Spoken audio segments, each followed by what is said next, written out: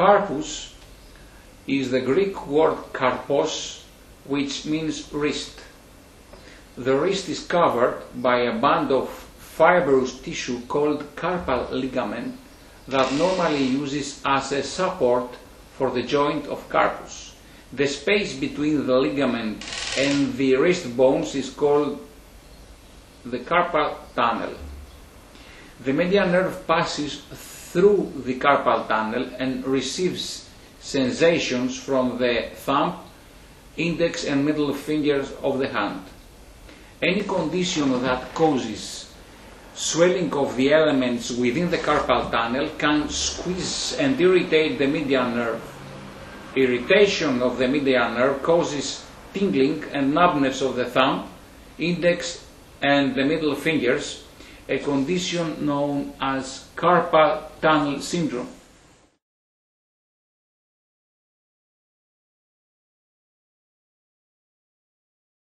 For most patients, the cause of their carpal tunnel is unknown, called idiopathic.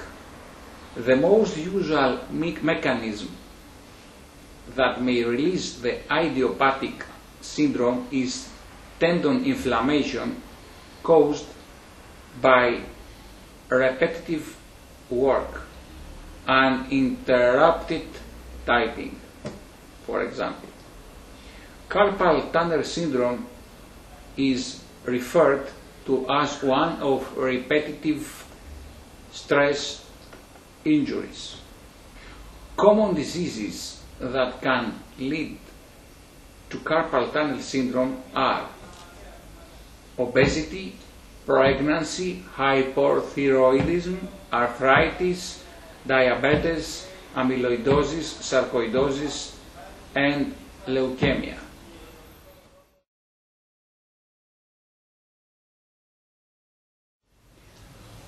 People with carpal tunnel syndrome initially feel numbness and tingling of the hand in the distribution of the median nerve area, thumb, index, middle finger, and sometimes part of the fourth finger.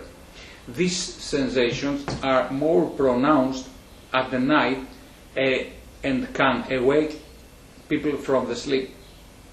Carpal tunnel syndrome usually persists and may progress. As the disease is progressing, patients can develop burning sensation and weakness of the hand. Decreased grip strength can lead to dropping of objects from the hand. Chronic carpal tunnel can also lead to muscle atrophy of the base of the thumb.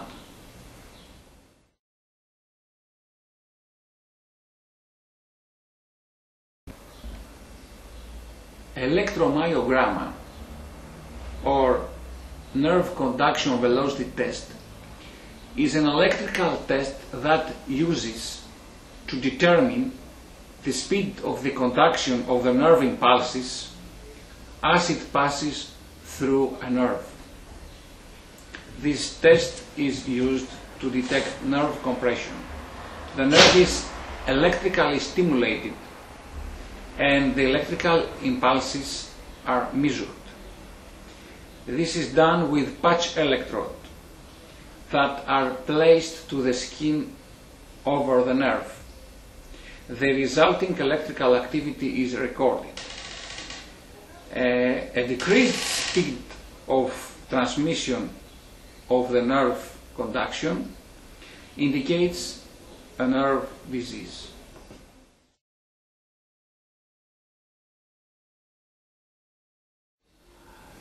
A 2 inches small incision is made in the palm of the hand. The incision makes the carpal ligament visible. Care is taken to make sure that the median nerve and tendons are protected. Then the carpal ligament is released using a scalpel. By cutting the carpal ligament, pressure is taken off the median nerve. The surgeon stitches just the skin together and leaves the loose ends of the carpal ligament separated so they are left apart to keep pressure of the median nerve.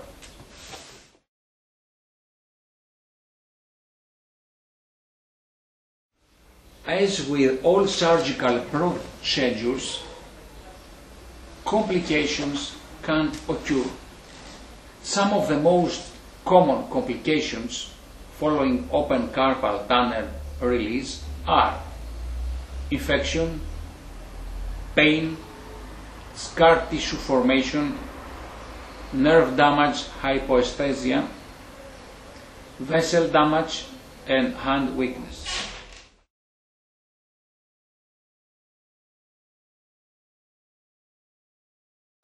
Endoscopic surgery uses a thin, flexible tube with a camera attached, so-called endoscope.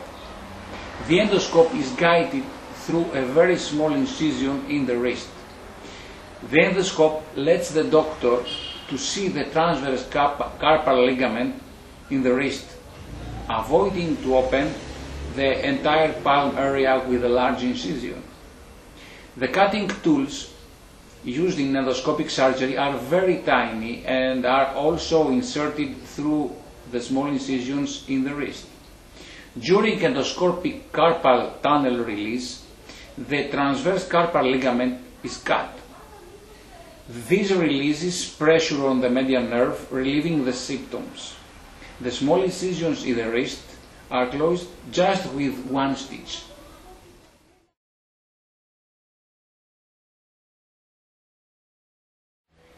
You can expect a shorter recovery period after an endoscopic carpal tunnel release than after an open carpal tunnel release, because the procedure does not require cutting a large area of the palm, and the pain and numbness go away right after surgery. If you have surgery on your dominant hand, you can return to your work in a couple of weeks. If you have surgery on your non-dominant hand, you may return to your work within 3 or 4 days.